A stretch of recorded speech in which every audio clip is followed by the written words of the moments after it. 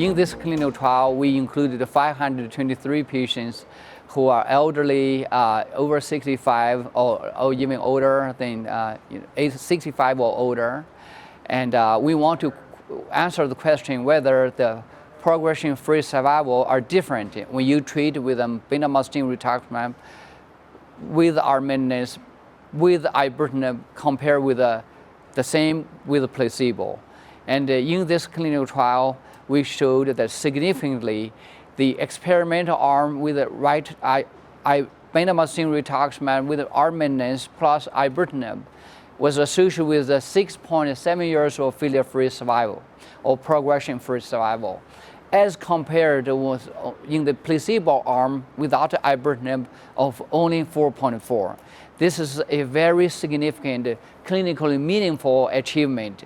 The time to next treatment was not even reached after 7 years of follow-up in the ibrutinib arm, but it was 92 months in the placebo arm.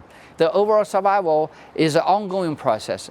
At this point, the two arms are equal to each other, but we have only had 40 events. We need to achieve 100 events to eventually have the mature overall survival data, which is not mature at this point.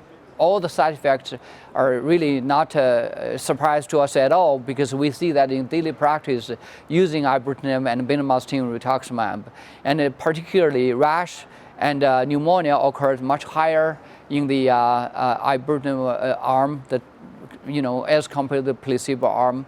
There's more anemia and more diarrhea in the ibrutinib arm, and more atrial fibrillation in the ibrutinib arm. But overall, we have this questionnaire. The questionnaire is questioning the quality of life. They are identical, and this data is in the supplemental section of the New England Journal of Medicine.